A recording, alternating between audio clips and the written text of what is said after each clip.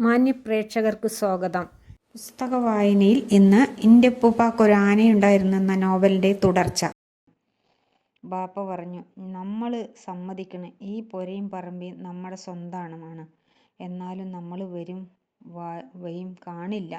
നോക്ക്, പറമ്പിൽ വല്ല മരവും തെറവും ഉണ്ടോ? ഇന്നാട്ടിലെ അധികം മനുഷ്യരും സന്ധ്യയെ കഴിഞ്ഞാ കക്കൂസി പോണേ നാട്ടുവഴി. നമ്മുടെ കെട്ടിയോളും മോളും കക്കൂസി പോണതെന്താന്ന് വെച്ചാ നമ്മൾ ഒരു സ്ഥിതിയിലൊക്കെ കഴിഞ്ഞവരാ. ഞങ്ങളെ കാണുമ്പോൾ എണീച്ചു നിന്നോര് ഇപ്പം കണ്ടാ എണീക്കേല. അവർക്കിടെ നമ്മുടെ കെട്ടിയോളും മോളും ചെന്ന് നാട്ടുവഴി ഇരുന്ന് വെളിക്ക് ഇറങ്ങണ്. ശരിയാണോ?" നിസാർ അഹമ്മദ് പറഞ്ഞു. "നാട്ടുവഴി മനുഷ്യർക്ക് മലമൂത്ര വിസർജനം ചെയ്യാനുള്ളതല്ലല്ലോ, നടക്കാനുള്ളതാണ്. വൃത്തികേടാക്കരുത്, നാറ്റരുത്. പിന്നെ നമ്മളെപ്പോലത്തെ മനുഷ്യരെന്ത് ചെയ്യും?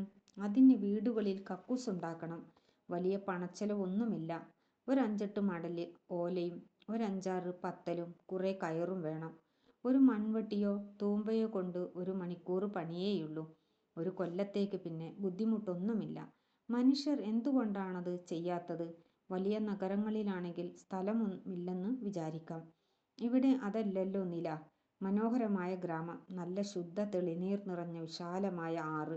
ഇവിടെ മുസ്ലിമും ക്രിസ്ത്യാനിയും ഹിന്ദുവും ഒട്ടുമുക്കാൽ ജനവിഭാഗവും കക്കൂസിൽ പോവുന്നത് ആറ്റുങ്കരയിലാണ്. കുടിക്കാനും കുളിക്കാനും ഉപയോഗിക്കുന്ന വെള്ളം ചിലർ അതിലേക്ക് വിസർജിക്കുന്നു. ഞാൻ കുറെ ചുറ്റിയ ആളാണ്. മനോഹരമായ കടൽത്തീരം, വിശാലമായ വെള്ളം, മണൽ നിറഞ്ഞ ബീച്ച്. കാലെടുത്ത് കുത്താൻ സാധിക്കുകയില്ല. പെണ്ണും ആണും എല്ലാ ജാതിക്കാരും മലമൂത്ര വിസർജനം ചെയ്യുന്നത് അവിടെയാണ്. ഭയങ്കരമായ നാറ്റം, സങ്കോചം. മനുഷ്യർ എന്തുകൊണ്ട് ഇങ്ങനെ ആകുന്നു? മറ്റുള്ളവർക്ക് അസുഖവും ഉപദ്രവവും ഉണ്ടാക്കാതെ ജീവിക്കാൻ കഴിയുമല്ലോ. ഇടവഴികളിൽ കൂടി നടക്കാൻ ഒക്കുമോ? കക്കൂസ് ചെയ്യുന്ന വേണ്ടുവോളം സ്ഥലമുണ്ട്. ഇവിടെ ഞാൻ പറയുന്നതുപോലെ ഒന്ന് ചെയ്യാമോ? ഒരു 5-8 പത്തലും കുറെ കയറും ഒരു മൺവെട്ടിയും കുറച്ചോലയും. ഇത്രയും സാധനങ്ങൾ ഉണ്ടാക്കാമോ? അതിനൊന്നും വിഷമമില്ല. എന്നാൽ അത് കൊണ്ടുവന്നിട്ട് എന്നെ വിളിക്കൂ."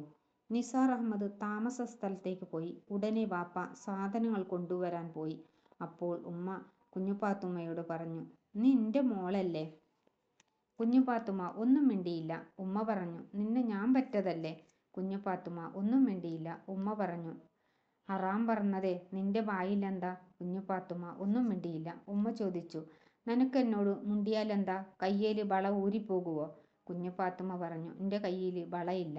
ഉമ്മ ചോദിച്ചു, "എന്നാല് നിന്റെ പൊന്നാര ഉമ്മയാണേ വലുത്, ആ മോനോ?" കുഞ്ഞുപാത്തുമ്മ ഒന്നും മിണ്ടിയില്ല. ഉമ്മ പറഞ്ഞു, "ഇപ്പോ ചെമ്മീനടിമേടെ മുച്ചക്ക എവിടെ പോയി? ഇപ്പം കണ്ടോ അമന്റെ 2 പയക്കം?" കേട്ടപ്പോ ചെമ്മീനടിമ സുക്കൂത്ത് ചാടി. "ഓലയും പത്തലും എന്തിനാ? കബറ് പെര കെട്ടാനോ?"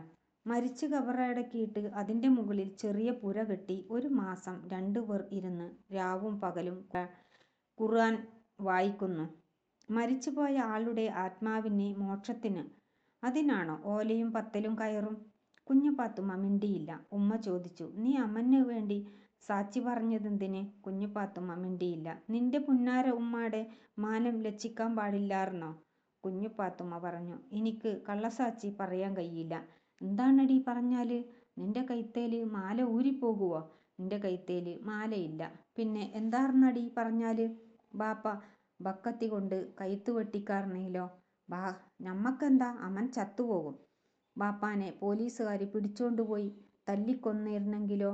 ഉമ്മ കുറെ സമയത്തേക്ക് ഒന്നും മിണ്ടിയില്ല. കുറെ കഴിഞ്ഞ് "പടച്ചോനെ, നേർന്നു" എന്നും പറഞ്ഞ് കുഞ്ഞുപാത്തുമ്മയുടെ അരികത്ത് ചെന്നു. "ഇന്റെ പൊന്നാര മോള്, നീ ഞമ്മടെ കുടുംബം ലജ്ജിച്ച്. ഇന്റെ മോക്കെന്താ കുറെ ദിവസായിട്ട് ക്ഷീണം? ഇന്റെ കരളില് വേദനേ ഉമ്മാ. പടച്ചോനെ, വല്ല ഇഫ്രീത്തോ ജിന്നോ ഇന്റെ മോക്ക് കൂടിയോ? അദൃശ്യ ജീവികൾ മോഹിച്ചുകൂടാമല്ലോ." നോവൽ തുടരും.